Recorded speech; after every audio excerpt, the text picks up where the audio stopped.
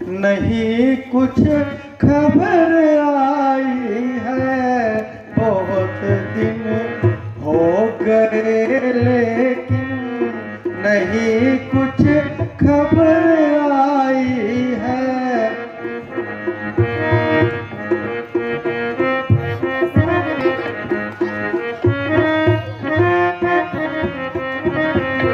ना दिन को चैन पड़ता है, ना शब को नींद आई है।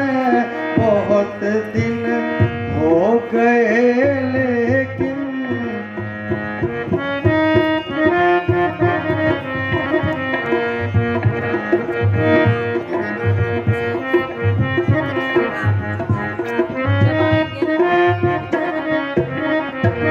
हमेशा घड़ियां गिनता हूँ मैं श्रृंगी जी के आने की। हमेशा घड़ियां गिनता हूँ श्रृंगी जी के आने की।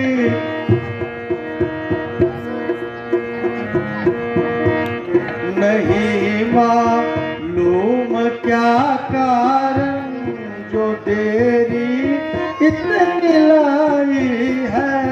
बहुत दिन हो गए लेकिन नहीं कुछ खबर आई है।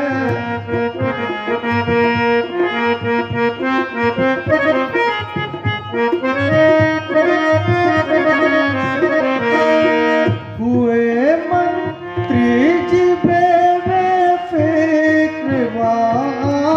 जाके वो हरदम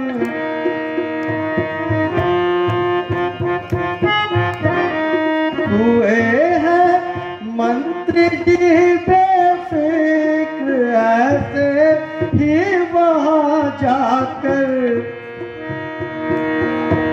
जहाँ इस इंतजारी में हुआ दशरथ सदाई है।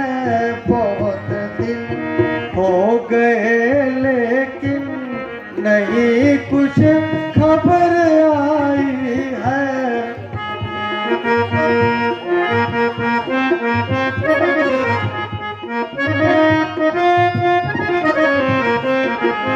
मुनिवर, मंत्री जी को गए हुए बहुत दिन हो गए परंतु अब तक लौट नहीं आए और ना कुछ खबर दी है। मेरे हिसाब से तो उन्हें कल लौट कर आ जाना चाहिए था, नहीं वरना आज आ जाते। लेकिन मुझे तो आज का दिन भी जाता हुआ महसूस हो रहा है। कुछ समझ में नहीं आता कि क्या कारण है। मालूम नहीं कि श्रृंगी जी उनको मिले भी है या नहीं। यही मिल भी गए तो उन्होंने आना स्वीकार किया है या नहीं। असल में तो मुझे ही जाना चाहिए था। मैंने तो बहुत बड़ी गलती कर दी और सख्त गलती की तो मंत्री जी को भेजा। खैर अभी भी समय है, मैं खुद ही जाता हूं और श्रृंगी जी को लेके आता हूं। लेकिन इससे दो लाभ होंगे। एक तो सफर में दिल लगा रहेगा और साथ में मुनि जी के दर्शन हो जाएंगे। लेकिन ऐसा ना हो कि मैं यहां से जाऊं और इसी पर दूसरे रास्ते से यहां पर आए और यहां पर मुझे ना पाकर वो बहुत क्रोधित होंगे। नहीं, अब मुझे यही भी उनका इंतजार करना चाहिए।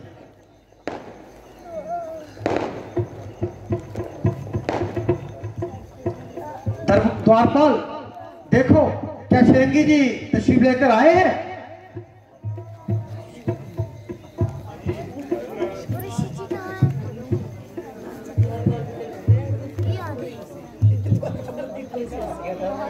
ऋषि श्रृंगी जी समेत तशरीफ लाते हुए। अच्छा, बहुत अच्छा। मुझे तो लगता है मुझे जाकर उनका स्वागत करना चाहिए। आइए ऋषिवर, आइए सेनापति। ऋषिवर प्रणाम। आपने यहाँ पर आकर हमारी इस नगरी को पवित्र कर दिया। आइए महाराज, आसन ग्रहण कीजिए।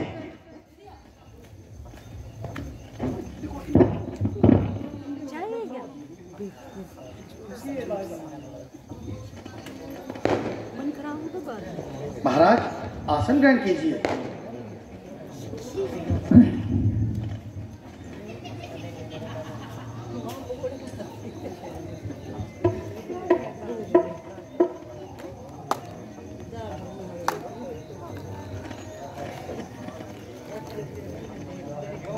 इतनी तकलीफ की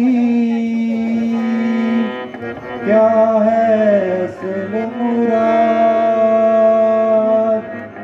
किस कारण हमको किया राजन तुमने याद, राजन तुमने याद किया क्या अटका काम तुम्हारा है, अटका काम तुम्हारा है, विपत पड़ी है तुम पर भारी कहे अनुमान हमारा।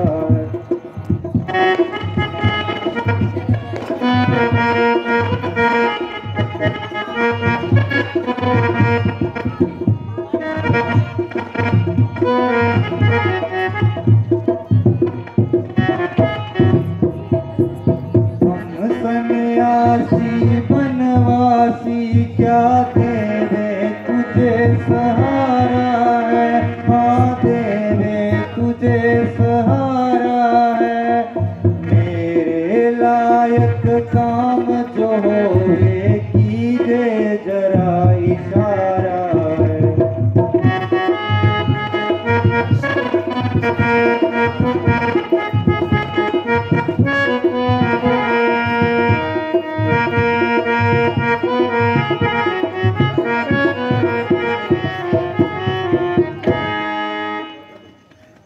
राजन प्रसन्न और आनंद रहो, कहो क्या कारण है जो हमको याद किया है, अपना असली प्रयोजन बतलाओ और जो बात कहनी है शीघ्र सुनाओ। वह क्या काम है जो हमारे बगैर अपूर्ण है। चेहरे पर बहुत उदासी छाई है और हमारे ध्यान में ये बात आई है कि तुम पर कोई कड़ी मुसीबत पड़ी है। इस मुसीबत को देखकर मेरी तबीयत भी जरा डरी है, मगर खैर मेरे संभव में हुआ तो पहले आपका काम करूंगा और उसके पश्चात आराम करूंगा। क्या कहूँ गुरु जी मैं अपनी व्यथा, क्या कहूँ गुरु जी मैं अपनी व्यथा, मुझको लात्र का गम सताता रहा। क्या कहूँ गुरु जी मैं अपनी व्यथा, मुझको लात्र का गम सताता रहा।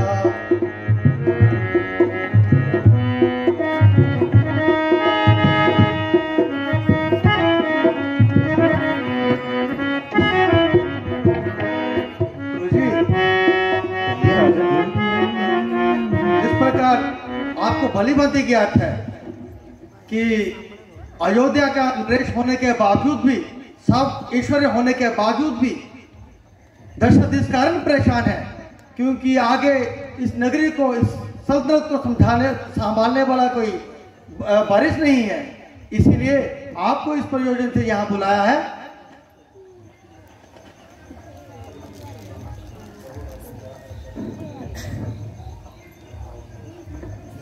यूं ना आहे बरो धीरे दिल में धरो, यज्ञ पूरन में राजन तुम्हारा करो। यूं ना आहे बरो धीरे दिल में धरो, यज्ञ पूरन में राजन तुम्हारा करो। आगे जो कुछ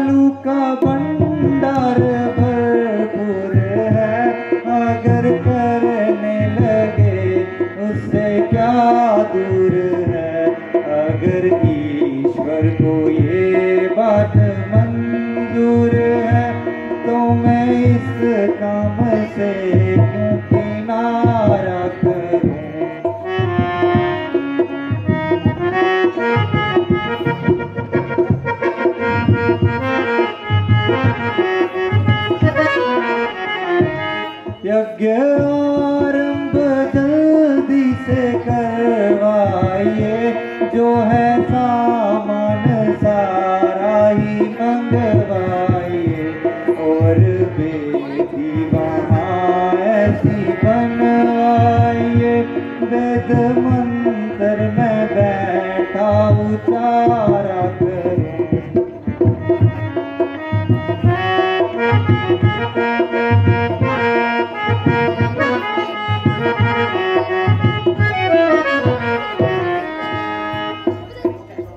जो कुछ आपने कहा राजन, वह मैंने सुन लिया। इस तरह आहें ना भरो, बल्कि बहुत जल्द यज्ञ की तैयारी करो। यदि ईश्वर को ये बात मंजूर है तो उसको करने में क्या दूर है। मैं हर तरह तुम्हारा सहयोगी हूं, और जिस तरह आप कहो सहायता करने को भोगी हूं। अपनी ओर से सारा जोर लगाऊंगा और कुछ चिकित्सा के भी जोहर दिखाऊंगा। यज्ञ में जो हमारे सहपाठी हों वह पूर्ण रूप से वेद पाठी हों।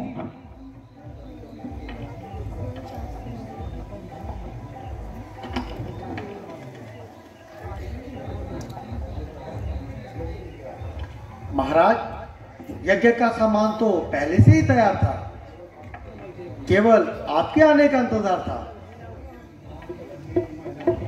बहुत से विद्वान पंडित भी मैंने बुलवाए हैं, और जो यहाँ पर तशरीफ लाए हुए हैं, और उनके बिना और भी जो ऋषि मुनि महात्मा विद्वान हैं, वह भी इस गरीब खाने के मेहमान हैं। आप मंडप में पहुंचकर यज्ञ प्रारंभ कीजिए, और जिससे जो काम लेना हो हुक्म कीजिए। सारा काम आपके जरिए का मान होगा।